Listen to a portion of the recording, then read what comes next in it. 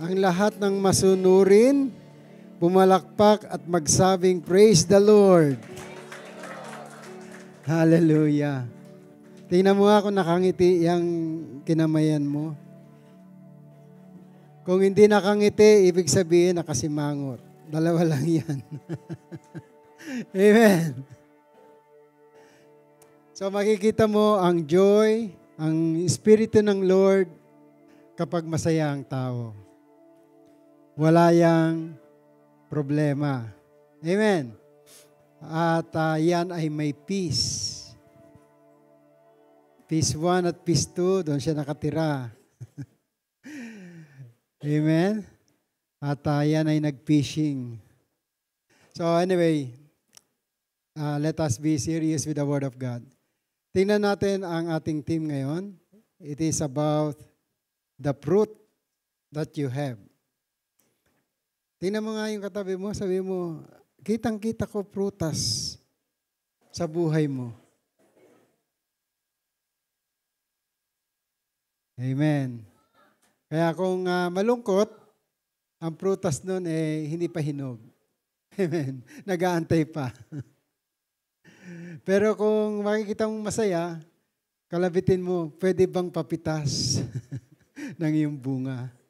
Para mahawa ka. Amen. Kasi yung prutas na, tingnan nga natin ang Galatians chapter 5, verse 22. Okay?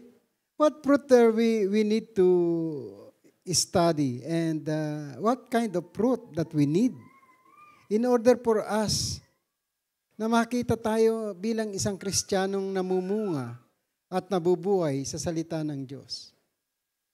Okay, basahin nyo nga Galatians chapter 5 verse 22. 1, 2, go.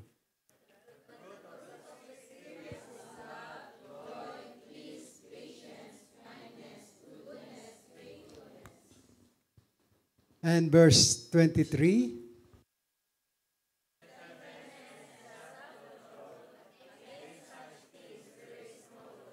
So, ang Kristiyano, may mga prutas na makikita mo sa kanya. Amen. Again, tingnan mo yung katabi mo. Titigan mo.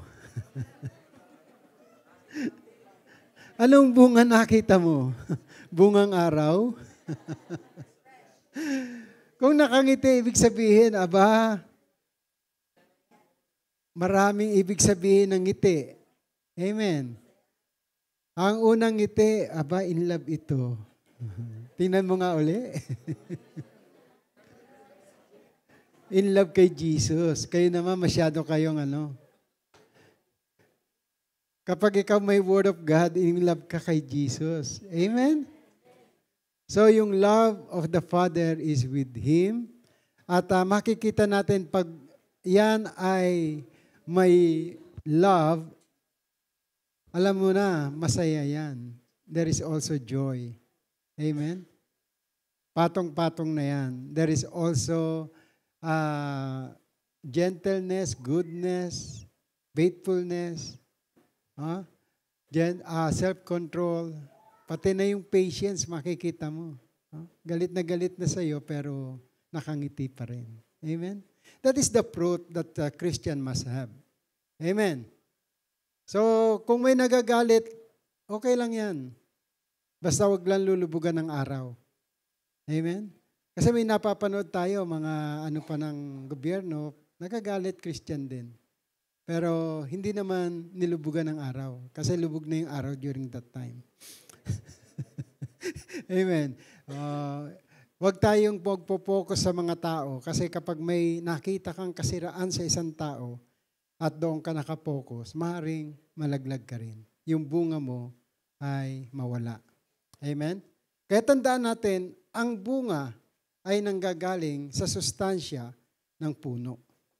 So, si Jesus Christ, nung magturo siya, nagsabi siya about the parables. Tingnan muna nga natin itong binasa natin about the parable of the mustard seed. Umpisa natin sa verse 26.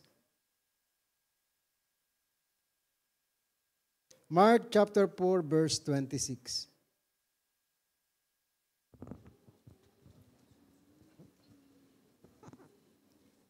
It is the parable of the growing seed. Okay, babasahin ko. He also said this is what the kingdom of God is like. Ganito yung makikita natin, no? Yung kung ano yung kingdom ng Diyos. Kung paano tayo paghaharian dito sa lupa, kagaya ng sa langit.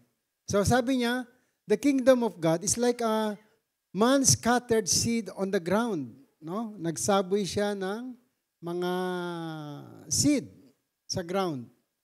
And then, after that, verse 27, sabi niya rito, Night and day, whether he sleeps or gets up, the seed sprouts and grows, though he does not know how.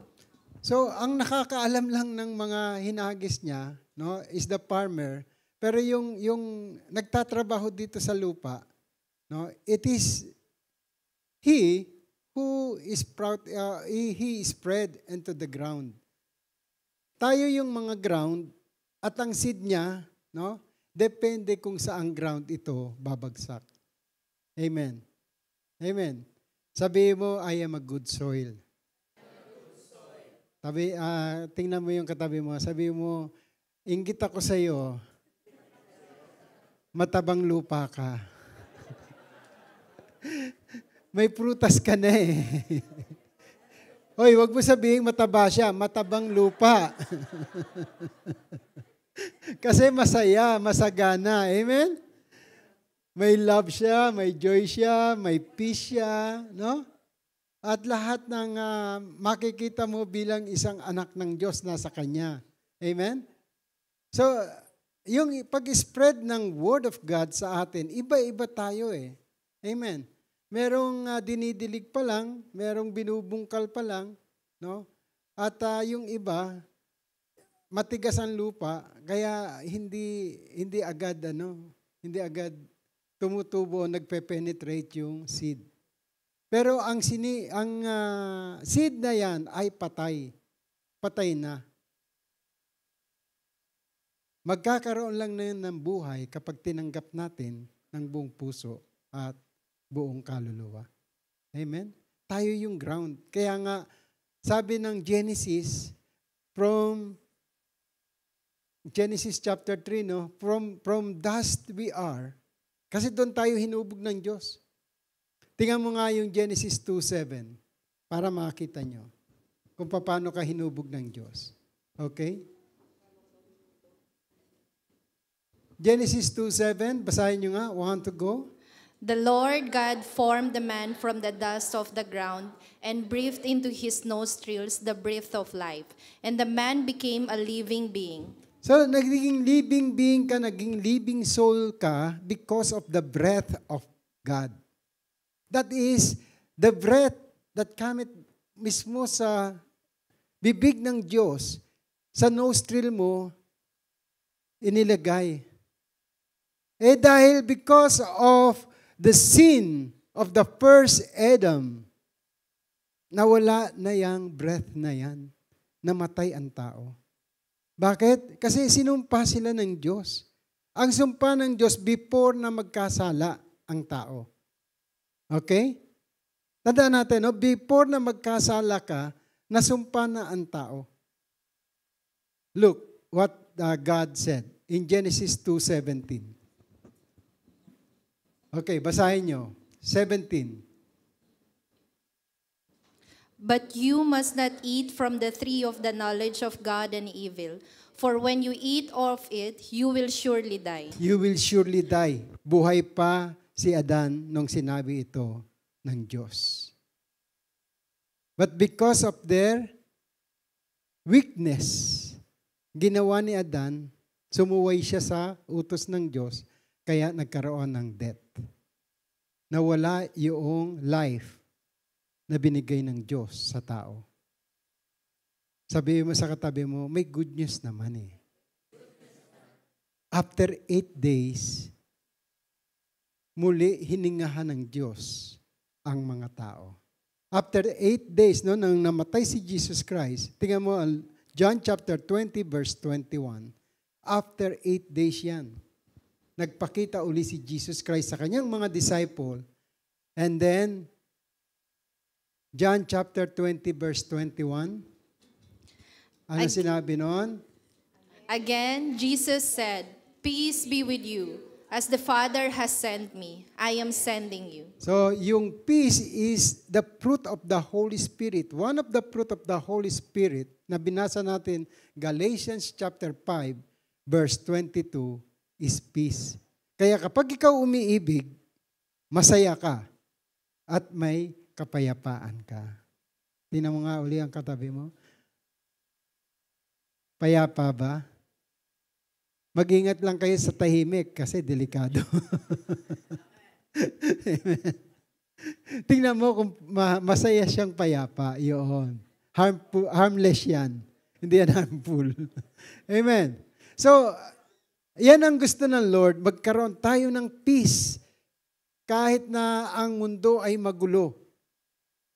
Kahit na ang mundo ay hinahabol, ay hindi ko alam kung ano hinahabol nila. Araw-araw nagmamadali. Katulad ng sabi ko sa inyo, sa Amerika at sa Canada, people are rushing. Rushing for what? Siyempre, sasabihin na, oy, natural dito. Kailangan nating mabuhay. Patay pa rin, ibig sabihin.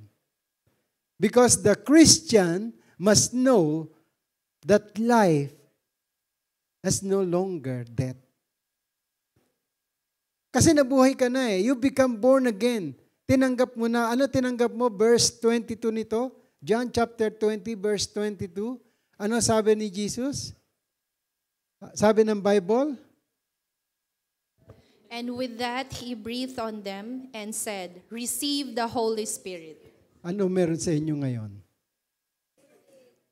Ano mamumunga ngayon sa inyo? Is it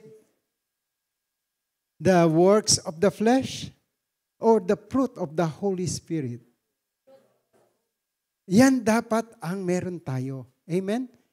Hindi ka na mag-aalala sa mga bagay na makamundo. Ano ba yung mga bagay, works of the words? No?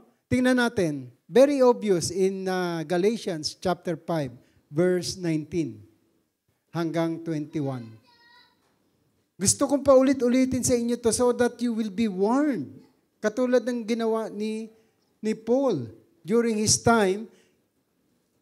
No, winarn niya ang mga tao. Okay, read. 1 to go. The acts of the sinful nature are obvious: sexual immorality, impurity, and debauchery,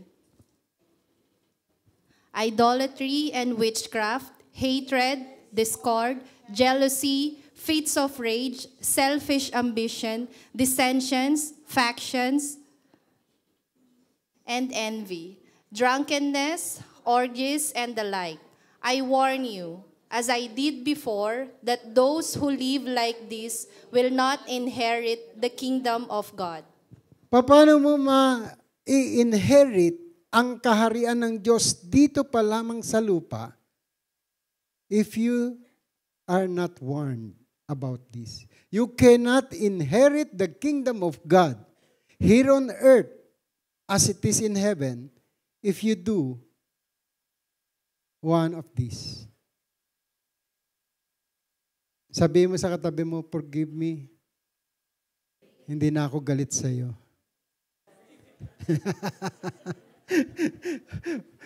Amen. Fits of rage, yung biglang magagalit ka. Amen. It is not from God. It is not from the kingdom of God. Amen. Oh, dissension, yung pagkanya-kanya. Envy, no? Yung nandun pa rin sa puso mo, naiinggit ka. Inggit na inggit ako dyan. Ang gwapo-gwapo niya kasi. Ang ganda-ganda niya kasi. Huwag kayo maiinggit, mas maganda kayo doon sa pinanghahangaan nyo. Amen? Because you are created fearfully. No? Nakakatakot. And wonderfully. Di ba sabi ng Psalm? You are created according to the image and likeness of God. Hindi yan panlabas. Wala sa panlabas ang image mo nandoon sa loob. Kaya yung seed na binigay sa iyo ng Lord, even small as a mustard seed. Nakakita na kayo ng mustard seed? Hindi mo kayang anuhin siya, hatiin. Napakaliit. Bilog na bilog at solid. Kaya kapag hinati mo siya ng palakol o ng kutsilyo, dudulas lang yon at tatalsik. You cannot, hindi mo pwedeng i-divide ang meron ka dito sa mundo at meron ka doon sa karya ng Diyos. Kasi ang itinanim sa iyo na salita ng Diyos, never na mahahati yan. Amen? Kaya tingnan nga natin yung parable na binasa natin. The growing seed.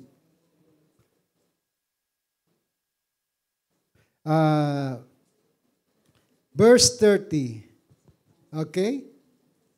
Jesus said, He also asked, to what can we compare the kingdom of God? Or what parable can we use to present it?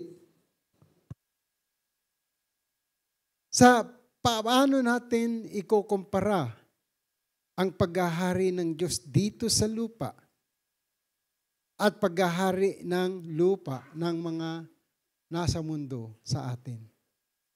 So it is like yung small mustard seed is yung isang salita ng Diyos. Tinamaan ka. No? At dinamdam mo. At inaccept mo. Then there will be a miracle of change in your life. When Mary accepted the word from the angel, sabi ni Mary sa Luke chapter 2 verse 32, let it be in accordance to thy word. And then, bang! Bigla siyang nabuntis. Amen? 9 months. At nagkaroon siya ng Jesus sa kanyang tiyan. Inaccept niya lang yung word. Amen? Kaya kapag yung word, tinamaan ka, inaccept mo, mamumunga yan. Magkakaroon siya ng seed, ng plant sa iyo. Halimbawa, sinabi ng word of God, I love you. Kaya siya namatay sa cross. Minahal ka niya. Then tinamaan ka sa pagmamahal na yun, na in love ka. And then hinanap mo na siya. Napakanta ka na. The more I seek you, the more I find you. Di ba? Bigla kang nagkaroon ng love song na in love ka eh. Amen. And then, that time, hindi mo alam, araw at gabi, yung seed na yon ay nagkakaroon ng unti-unti namumunga ng Espiritu ng Diyos. Kaya sabi ni Jesus Christ sa John 10:10, the thief cometh not but to steal, to kill, and to destroy. Trabaho niya yan. Huwag kayong makikialam sa trabaho niya. Amen? Pero alamin niyo ang trabaho ng thief. Ang sinasabi niyang thief, walang iba kundi the devil himself. Kasi siya yung nagtago doon sa knowledge of good and evil, yung tree. At binigyan niya yung kahinaan ng tao. Sinabi niya, hindi ka mamamatay. Sabi ng devil. Sabi ba ng Diyos, mamamatay ka? Hindi ka mamamatay. Magiging kang parang Diyos. Alam mo yung tama at mali. Sino rito yung hindi nagyayabang pag alam niya yung tama? Alam niya yung mali. Siyempre, proud na proud ka. No? Alam ko na yan, alam ko yan. Hindi mo tatanggapin ang nalalaman mo na kahit mali, sometimes yung alam mo na tama, mali pala. At yung alam mong mali, yung pala ang tama. Eh, hindi mo tinanggap. Ang tinanggap mo yung traditional na ginagawa mo. Eh, panahon pa ng mga lolo't lola ko to, ginagawa na natin to. Huwag mong baguhin ang religion ko. So, hindi naman religion ang binabago ng Lord sa iyo eh. Yung future mo. Hindi ka na nakatira dito sa mundo. Kaya nga, kapag ikaw patay na, no? Kurutin mo nga yung katabi mo. Sige nga, kurutin mo. Sample lang. Yung masasaktan siya, yung mararamdaman. Ano? Masakit. Sabi mo sa kanya, buhay ka pa.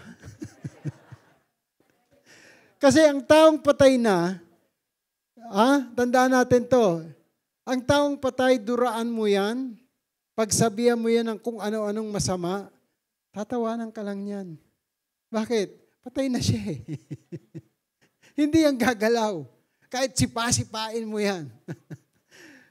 Kahit palakulin mo yung ulo niyan, hindi na yan gagalaw. Patay na siya. Amen. Kaya tayo nasasaktan kahit sa salita on time because we are still alive in this world. Hindi ka mamumunga ng love, ng joy, ng peace, ng gentleness, ng goodness, ng kindness, ng faithfulness if you are still living in flesh. Kaya sabi ng Galatians, the works of the flesh is very obvious. Hindi mo pa pwedeng secret yun. Amen. Works of the flesh is very obvious. Kaya kapag may faction sa church, it's not a work of your brethren. It's a work of the devil. He came here to destroy, to steal, to kill relationships. Kaya yun yung sasaksak ni devil sa utak mo. To kill, to destroy. There are good relationship of God between you, the Word of God, and the world. No? Yung mundo, talagang bibigyan kanya lahat ng magagandang bagay para malayo ka sa salita ng Diyos. The Word of God is true. Kaya nga, sabi nga ng John 16, 4:16. 16:4. 16:4 ba yun? 4:16, whatever.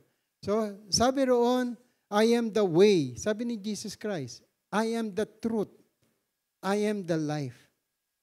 No one comes to the Father, 14:6.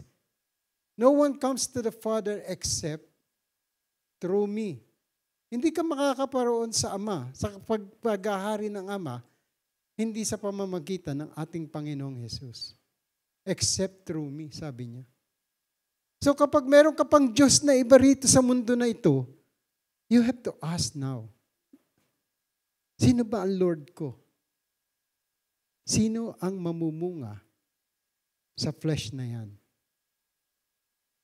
Ano yung seed na tinanim sa buhay natin para mag-manifest ang goodness ng ating Panginoon sa atin?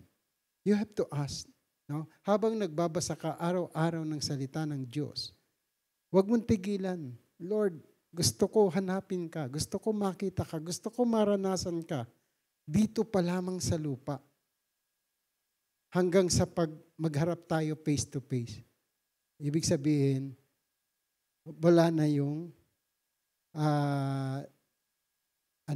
yung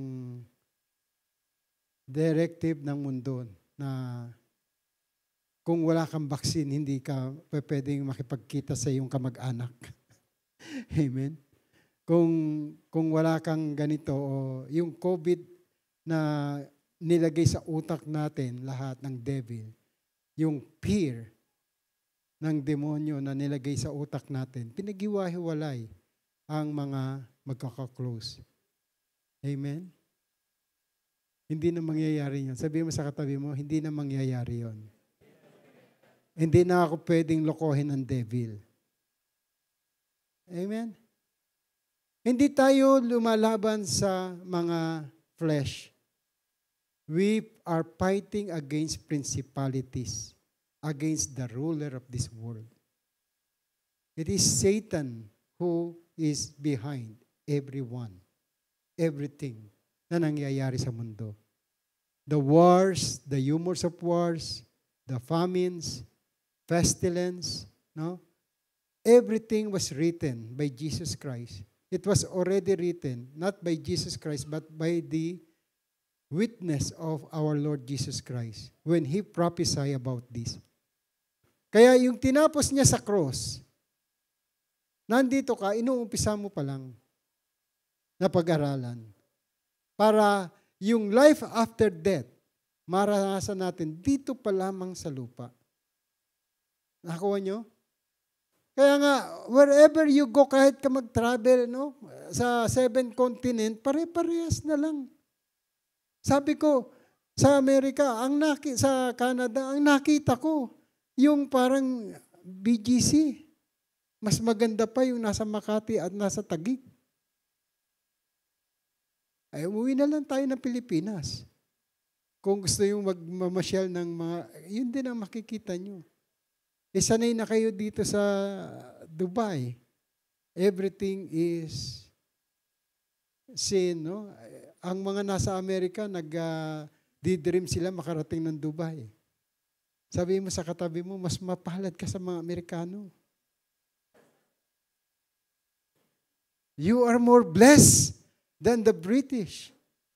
Kasi nung nagpunta ako sa London, sa England, sabi ko, ganito kaliit ang karsada. At ang mga tao, para bang yung takot na takot. Dahil ang crime, grabe. So wherever you go, it is the same God that you have. Yung kingdom ng Diyos, kapag pinagharian ka, mas mayaman ka sa nasa mundong ito na maraming problema. Worries, anxieties, lust of the flesh, lust of the eyes, lies of the enemies, no? Yung pagsisinungaling, nandiyan lahat. When we do the Jericho March, sino rito sumama sa Jericho March? Ang nang bumagsak ay worries, anxieties, lust of the flesh, lust of the eyes, and the lies of the enemies. Pinakita ng Lord yung kanyang katotohanan. And the truth, wherever you go, if you have the Word of God with you, hindi kanya pababayaan. Hindi kanya. Basta sumunod lang tayo sa Word. Amen? Because in the beginning, John 1:1 is the Word. And the Word was with God. Kung ang Word is with God, and the Word is God, at nasa sayo yung Word, nasa sayo yung Diyos. Amen. Kaya yung manifestation ng Father and the Son is upon you. John chapter 16 verse 23. Kapag tinanggap mo siya, magmamanifest siya. Hindi manipis, kundi makapal din. Basta magmamanifest siya. Ano gusto niyo magmanifest? Ang demonyo, espiritu ng demonyo o espiritu ng Diyos sa inyo. And the manifestation of the Spirit of God is the fruit of the Holy Spirit Himself. Right? Hindi ka magkakaroon ng problema. Bakit? Kahit may problema ka, masaya ka. Malaki ang utang mo. Laki na ng utang ko. Thank you, Lord. Nandun yung faithfulness mo, nandun yung trust. Amen? Ay, sabi dyan, okay? John 16:23. Want to go. In that day, you will no longer ask me anything. I tell you the truth. My Father will give you whatever you ask in my name. Whatever you ask in my name, sabi ni Jesus. Sino magbibigay? The Father. Because in John 14, verse 23, ito ang sabi niya. Bakit ibibigay ng Father? Okay? 14:23, go. Jesus replied, "If anyone loves me, he will obey my teaching. My Father will love him, and we will come to him and make our home with him." I will make No, the Father and I, sabi ni Jesus Christ, will make you our resident. Kaya sabi ng 1 John 4, for greater is He who is inside you, than the devil who is in this world. Kaya kapag tinanggap mo, for as many who receive Him, to those who believe in His name, He gave them the power to become children of God. Kaya yung power or yung authority na meron ka is greater than the authority that the devil has in this world. Anything you ask, John 14:14, in the name of Jesus Christ, hindi ikaw ang gagawa. He will do it. Amen? Lord, kailangan ko na ng house and lot. Huwag ka mag-isip ng ano. Ang Lord, gagawin niya yan. Ang gusto ng Lord, i-detalye mo kung ano gusto mo. Amen? Lord, eto, nakakita ko sa internet, ang ganda ng bahay. Pag-pray mo, gusto kong bahay, Lord.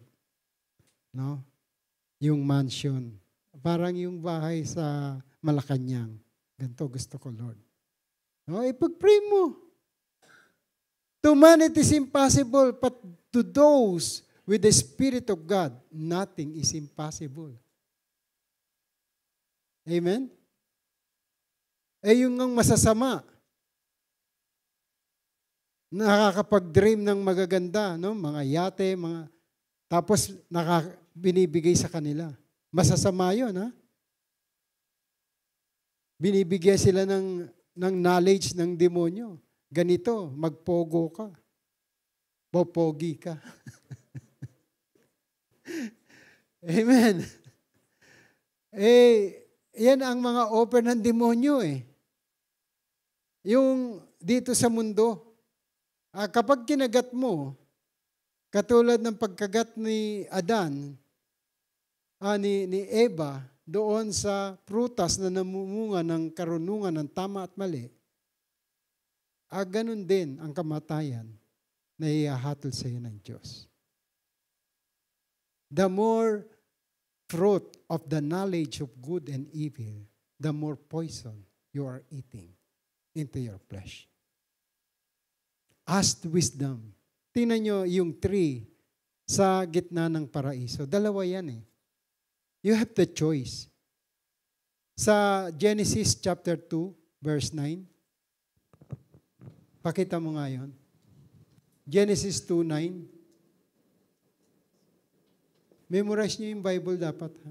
Okay. Go ahead. Want to go. And the Lord God made all kinds of trees grow out of the ground, trees that were pleasing to the eye and good for food. In the middle of the garden were the tree of life and the tree of the knowledge of good and evil. See, ano yung binigay ng Lord na bawal dyan sa verse 17? 2:17? Okay, dalawa yung tree na yan. Amen? Sa verse 17. Go. But you must not eat from the tree of the knowledge of good and evil, for when you eat of it, you will surely die. So, lason. Amen? Kasi, sabi ng devil, tingnan mo sa Genesis 3. Okay? Let's see. Genesis 3. Paano ginawa ng devil na ito ay makakatch niya yung eye ng man. Sa verse 1.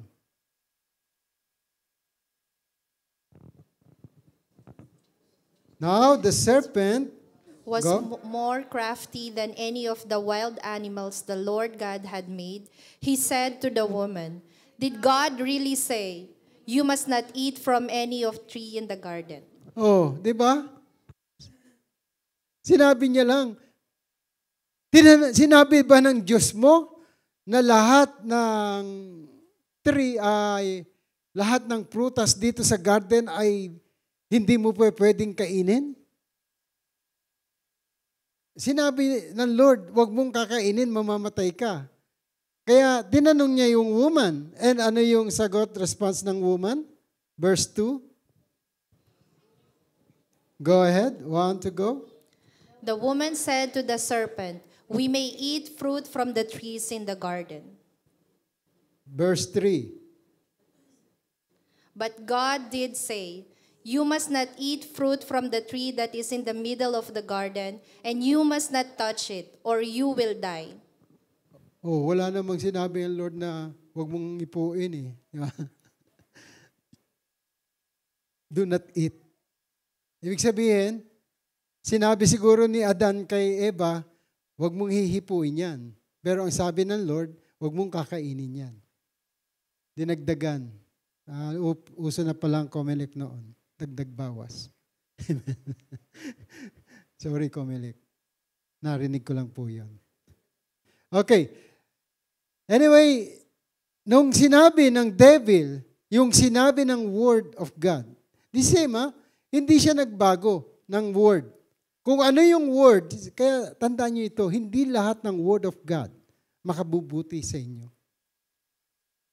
Sometimes the devil will going to use the word of God in order for you to be with him. Nakuha nyo? Kaya whenever you read the Bible, the word of God, ask the teacher, which is the Holy Spirit. Kapag hindi mo pinagpe-pray na, Holy Spirit, turuan mo ko, at yung own understanding mo ang papasok sa utak mo, then the devil will going to eat your mind. Maaari kang mapahamak, lalo na ngayon.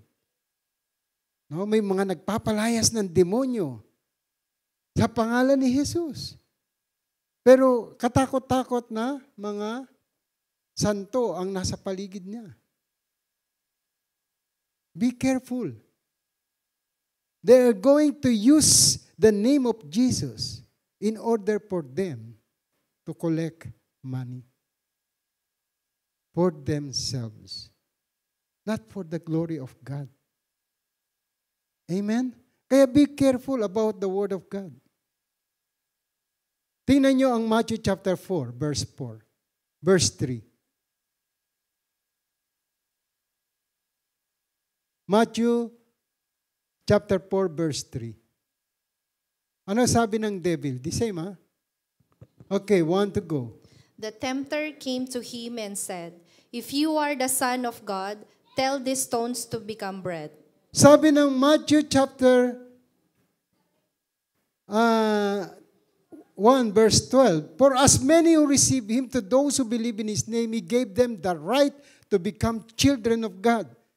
Now, you receive Jesus Christ, you are the child of God, children of God. Amen? For as many who receive him, to those who believe in his name.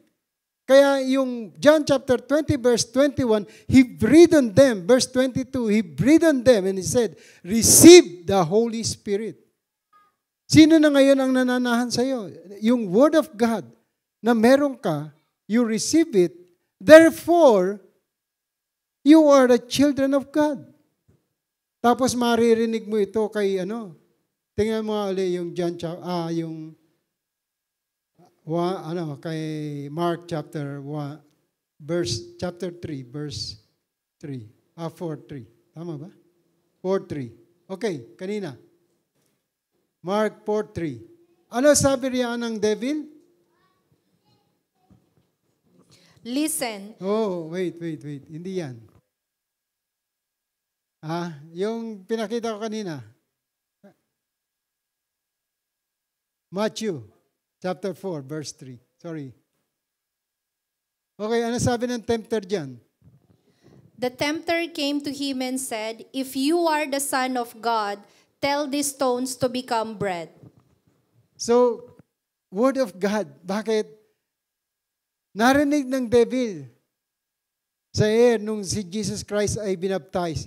"This is my Son, whom I am well pleased. Listen to him." Makikita niyo yan sa Matthew chapter 3. Sa last verse na yan, "This is my beloved Son, whom I am well pleased." Pagkatapos, sasabihin ng devil sa iyo, dahil tinanggap mo si Jesus Christ, you are a children of God, you are a child of God, sasabihin niya, totoo, anak ka ng Diyos. Tanungin mga katabi mo, totoo ba, anak ka ng Diyos? The devil will going to teach you. The tempter will going to tempt you of what you have learned from Jesus Christ. Totoo ba? Anak ka ng Diyos? Amen? Kapag sinabi yan, wala kang word of God, patay. Totoo nga yata. Wala kang fruit. Parati kang galit. Parati kang malungkutin. Parati kang walang fruit na makita sa'yo. Hindi ka nagdi-disciple. No? Hindi mo sinusunod kasi the one who loves me will obey my commandment. Pag may mga activity, ayaw mong sumama. Amen. Kasi naman, hindi ako pinapasama eh. Gumawa ka paraan. Hindi pa pwede na hindi ka ipasama roon. Amen? Gawain ng Lord yan. So remember, kapag merong mga challenges ng Word of God sa atin, let's face. I-search natin ito ba sa Diyos o hindi. Kasi ang devil mismo, alam niya yung sinabi ng Diyos eh. The tempter came to him and said, if you are the Son of God, tell this stone to become bread. Abay, kayang-kaya ni Jesus yan. Di ba? Yung 5 tinapay, 2 isda, pinakain niya more than 5,000 and 7,000 in 2 occasions. Yung stone pa, kayang-kaya ng Lord yan. Pero tingnan nyo ang sinagot niya sa Matthew 4:4. Go ahead. Jesus, it is written, man does not live on bread alone, but on every word that comes from the mouth of God. It is written. So hindi na pwedeng baguhin ang naisulat. It is written. Sabi mo sa katabi mo, it is written. You are the Son of God. You are a child of God. Ang son, hindi yan about the sex. No? Ang Son of God is about the, anong tawag doon? Yung identity mo sa mata ng Diyos. Amen? Yung spirit na nilagay sa iyo, it doesn't mean about the sex or the gender. Tingnan na natin yung Joel chapter 2 verse 28 and Acts chapter 2 verse 17. Sige, basahin natin. Joel 2:28. Para maliwanagan natin kung sino ka sa paningin ng Diyos. Okay? 1 to go. And afterward, I will pour out my spirit on all people. Your sons and daughters will prophesy. Your old men will dream dreams. Your young men will see visions. So, regardless of gender, sons and daughters will prophesy. Amen? Why? Because of the spirit that pour out in the flesh. And yan din ang sinabi, inulit yan ni Paul sa Acts chapter 2 verse 17. Para alam niyo kung ano yung espiritu na meron kayo at kung ano yung espiritu na namumunga sa inyo ngayon. Amen? Okay, go. Acts 2:17. In the last days, God says, I will pour out my spirit on all people. Your sons and daughters will prophesy. Your young men will see visions. Your old men will dream dreams. Same, right?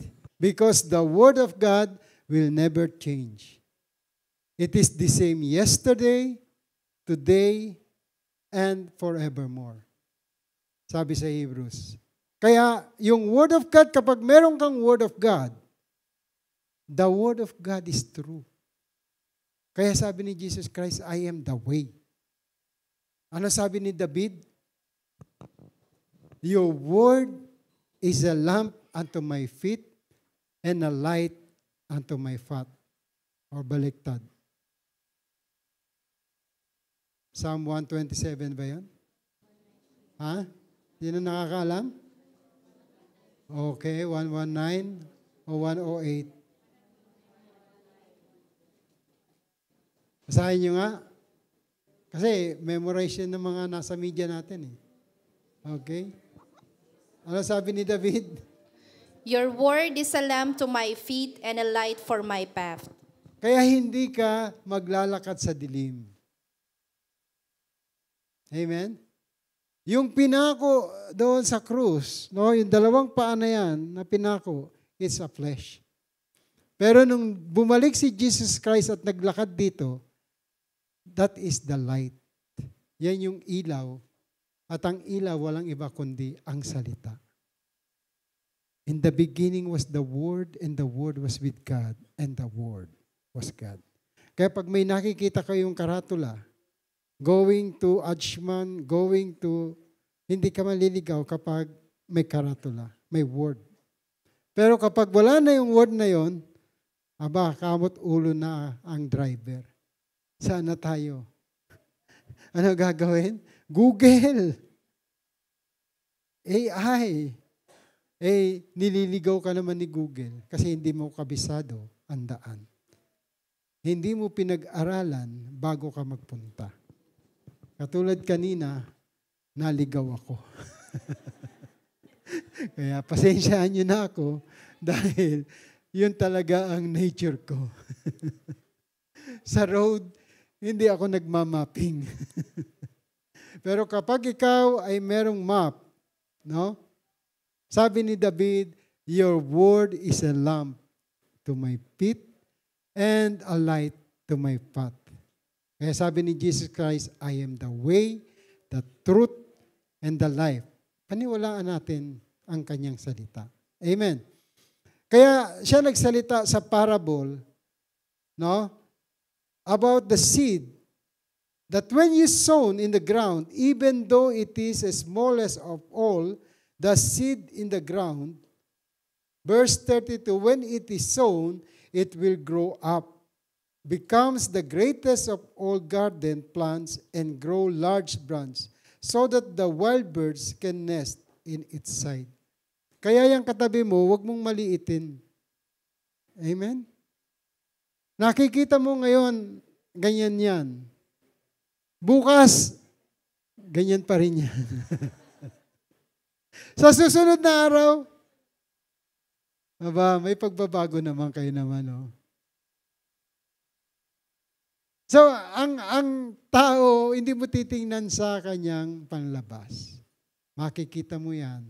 Consistently, kapag nandito yan, hindi mo na siya tatawagan. Sasabihin mo na, di ka magsimba tayo. No. Kasi meron nang naitanim sa kanya. At siya ay nagiging heaven na ng mga ibon, ligaw, at nagiging puno na siya na malago. Bakit? May bunga na. Amen? Magsisimula ka sa maliit, pero tandaan nyo ito, kapag kayo ay dinidiligan ng Diyos, hindi nyo alam yung mga salita na meron kayo magkakaroon ng bunga later on. Kaya yung peace that passeth through all understanding, nasa sa'yo yan. Mawawala ang worries mo, mawawala ang anxieties mo.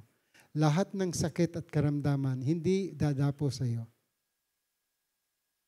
Kaya ka lang naman nagkakasakit dahil iniisip mo wala kang pera.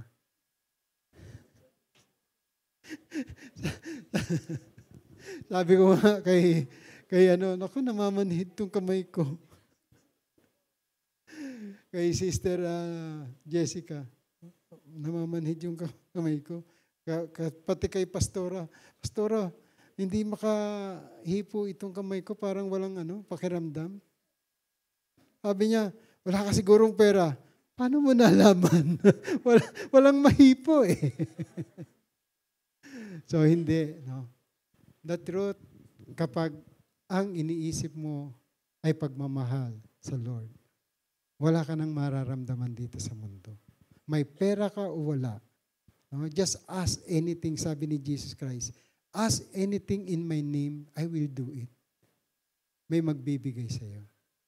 Kaya sabihin mo sa katabi mo, huwag kang mag-alala. Hindi ako yun.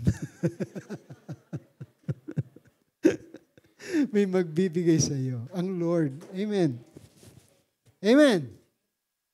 So, naunawaan natin ang seed. Ang seed, when it's sown, it grows up. Yan yung mga tinanim sa atin ng Lord.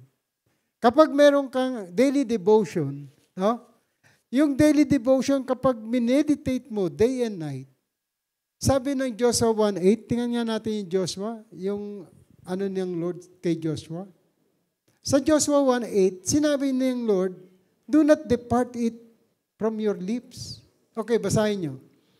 Do not let this book of the law depart from your mouth. Meditate on it day and night, so that you may be careful to do everything written in it.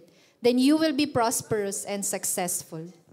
Look, what is the secret of this word? Be careful to do everything written in it. Kailangan maunawaan mo.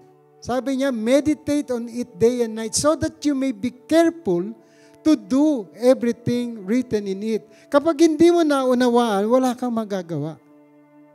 Amen? Salita ng Diyos, kapag hindi mo mineditate, walang tao na kahit araw-araw iput sa utak mo, walang mangyayari, hindi mo magagawa. Kasi sarado ang utak mo, ayaw mong i-meditate. Katulad yan ng pagkain, mas maganda yung kinuchu. Ninanamnam mo, minemeditate mo. Yung mansanas, kapag mineditate mo, maasim una, mineditate mo, tumatamis. Amen? At kapag mineditate mo ng mineditate yan, sabi rito, you will do everything written in it. Gagawin mo. At sabi diyan, then you will become prosperous and successful. Prosperity is not about money. Money is only a part of prosperity. Pero it's not about money. Kasi lahat ng kayang bayaran, kaya mong hingin sa Diyos. Lord, gusto kong pumunta ng Amerika, gusto kong pumunta ng UAE, gusto kong pumunta ng Singapore, gusto. When you speak about that, hindi ikaw ang mamumblema. Sino rito, marami ng pera, nagpunta pa ng UAE? Yung nangarap ka pumunta ng ibang bansa dahil ang dami-dami mong pera. Lord, ang dami-dami kong pera. Para akong si Alice. The Wonderland. Amen. Tapos nangarap ka, pupunta ka doon sa isang lugar without a purpose. That is impossible. Amen? Hindi ka pupunta rito ng walang purpose. Kaya ka nagpunta rito dahil nung araw na nasa Pilipinas ka, nasa probinsya ka, binenta mo yung kalabaw, pati na yung kambing ng tatay mo, pati yung bunga ng mga puno ng kapitbahay nyo. Makarating ka lang dito. Amen? Ipinangutang pa ng magulang mo pagpunta mo rito at pagtatapos mo ng school. Makarating ka lang sa ibang bansa. For what purpose? Ang purpose para maahon ka sa kahirapan. Alam nyo ba? Same kung ano yung purpose mo sa pagpunta mo dito sa ibang bansa. Same thing na ang Diyos sinend niya ang kanyang sarili dito sa mundo for the same purpose. Anong purpose niya? To let the kingdom of God be here on earth as it is in heaven. Para iligtas ka sa kahirapan na meron kang pinagdadaanan. Anong kahirapan to? Physical, mental, emotional, financial, spiritual. Blessed are the poor, for they will be comforted. Tama ba? Matthew 5, tingnan nga natin yung Beatitudes. Sa verse 1. Matthew chapter 5. Sabihin mo sa katabi mo, blessed na blessed ka talaga.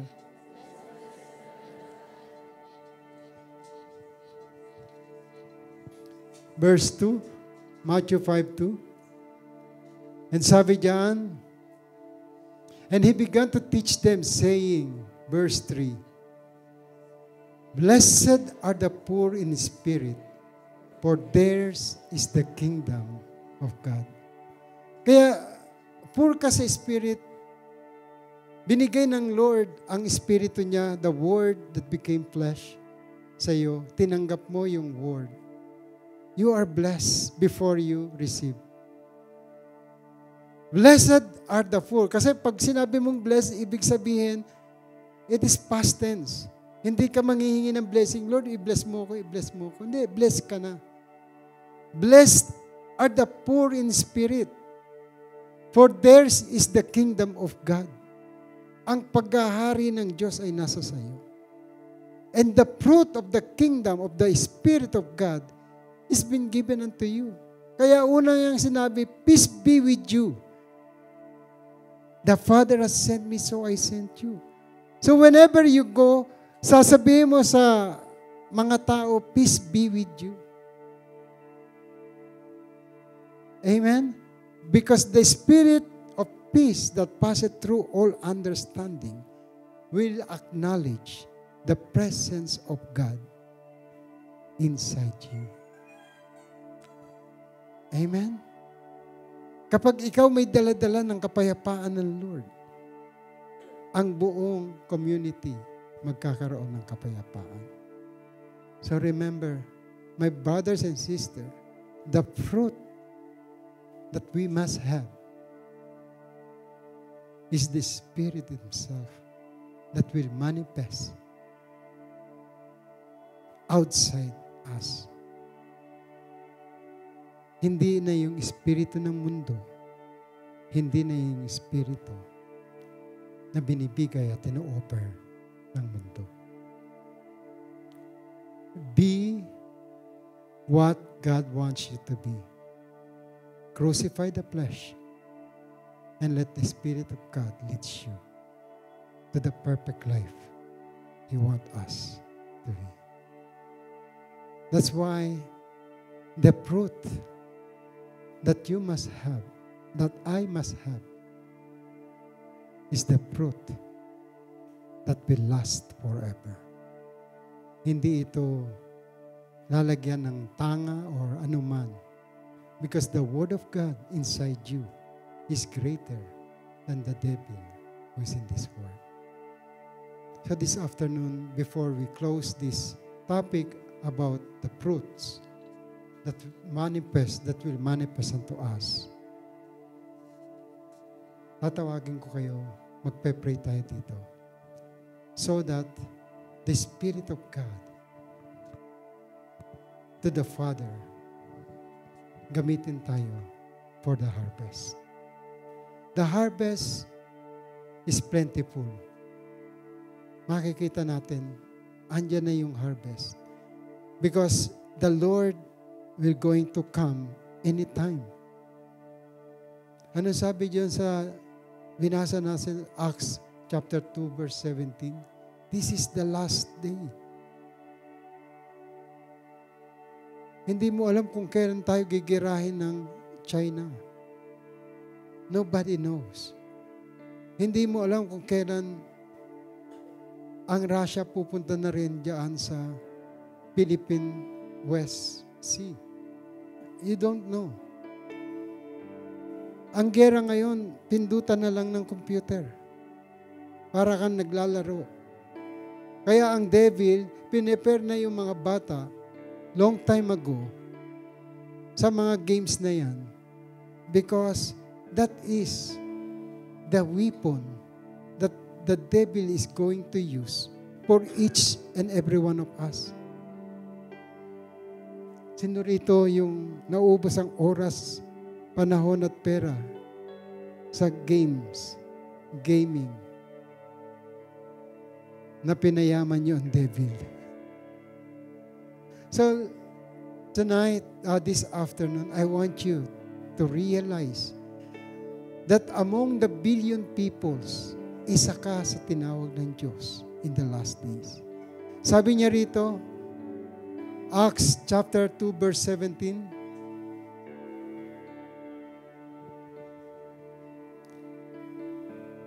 in the last days, God said, I will pour out my spirit in all flesh.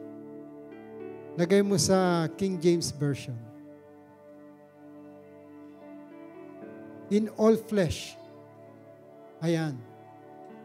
And your sons and your daughters shall prophesy, and your young men shall see vision, and your old men shall dream dreams. Yung mga napanaginipan na ng mga kasing edad ko at older than me, mapapanaginipan uli nila ang pagbabalik ng ating Panginoon. If you have dreams, dream again. Dream to be like Jesus, not dream to be like somebody here in the world. Kasi kapag nag-dream ka ng mga tao na gusto mo, sila yung ina-idolize mo, ina-idol mo, nagkamali ng prophecy. Naging enemy number 1 of the world, enemy number 1 of the Philippines, na mali yung turo, you will become like him. Saan ka pupulutin ngayon? Kasi nakapokus ka doon sa tao, hindi sa tinuturo ng tao. Maraming mga tao sa atin, sa Pilipinas, ang ginamit ang salita ng Diyos. At marami sila nahulog sa patibong. Narrow is the gate for salvation, but broad is the road for destruction. And many were caught, lalo na ngayon. So be careful about the Word of God. Meditate His Word so that you may be able carefully understand. And you have to do it according to the Word of God. And you will become successful and prosperous in life. So remember, the Spirit gives life. The words that you have heard from me is not my word. It is written, you can say. It is the Word of God. That whosoever believe in that word, receive that word, like Mary, Jesus Christ will come unto you as a seed. And remember, John 4:34, Jesus said, my food is to do the will of the one who sent me and to complete it, to finish it. That's why He died on the cross.